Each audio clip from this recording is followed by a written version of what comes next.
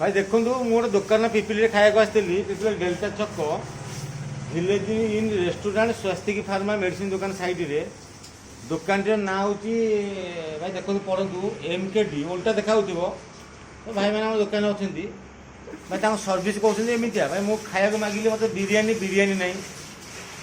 ମୁଁ କହିଲି ଗୋଟେ ଡବଲ ଏଗ୍ ରୋଲ୍ ଦିଅନ୍ତୁ ରୋଲ୍ ନାହିଁ।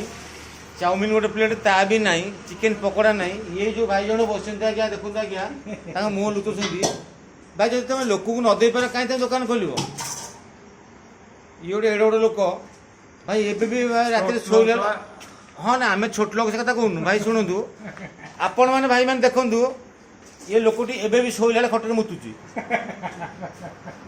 ହଁ ନା ସତ କଥା ଆପଣ ପିପିଲି ଯାହାକୁ ପଚାରି ଏଇ ଲୋକଟି ଘର ହେଉଛି ଆମର ବ୍ଲକ ଛକ ଶ୍ରୀ ହୋଟେଲ ପାଖରେ। ଏ ଲୋକଟି ତାଙ୍କର ଗୋଟେ ଫାଷ୍ଟଫୁଡ଼ ଦୋକାନ ଦି ମାସ କରୁଛନ୍ତି। ଆମେ ଭାଇ ଏଠି ପ୍ରାୟ ଆସୁ ବୁଧବାର ଶୁକ୍ରବାର ଏଠି ବିରିୟାନୀ ଖାଇବାକୁ। ନାଇଁ ଆଜି ଭାଇ ମୋର ଖାଇବା ଇଚ୍ଛା ନାହିଁ ଭାଇ ଆମର ରୋଷେଇ ଛାଡ଼ ହେଉଛି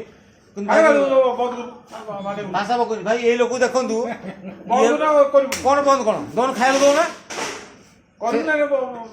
ନାଇଁ ମୁଁ କାଲି ଲୁଚେଇବ ତ ମୁଁ ମାଡ଼ କ'ଣ ଆଣବ ଭାଇ ଦେଖ ଖାଇବାକୁ ମାନେ ମାଡ଼ ଏଇଠି ଭାଇ ମାଡ଼ ଏଇଠି ହେଉଛି ଦେଖ ଭାଇ ତା ମୁହଁକୁ ଦେଖ ସାଡ଼େ ସେ ପକଉଛୁ ଭାଇ ଦେଖ ସିଏ ଗୋଟେ ବାଡ଼ି କାଢ଼ି ଦେଖ ଭାଇ ଗୋଟେ ବାଡ଼ି ଦେଖ ଭାଇ ତମେ ଦେଖ ଗୋଟେ ବାଡ଼ି କାଢ଼ିଲେ ଇଏ ଗୋଟେ ମୋ ପିଲାଦିନ ସାଙ୍ଗ ଆମେ ସାଙ୍ଗ ହେଇକି ସାଇକେଲରେ ବୁଲୁଥିଲୁ ଯେଉଁ ଆମେ 1998 ମସିହାରେ ଭାଇ ଦେଖ ଇଏ ସେଇ ପୁଅ ପୁନିଆ ମାଝି ମୁଁ ଆଉ ଇଏ ଆମ ଭାଗି ମୋ ସାଙ୍ଗ ପୁଅ ଏଇ ଲୋକ ଦେଖ ତା ମୁହଁକୁ ଦେଖ ଦେଖ ଭାଇ ଦେଖ ଦେଖ ଦେଖ ଦେଖ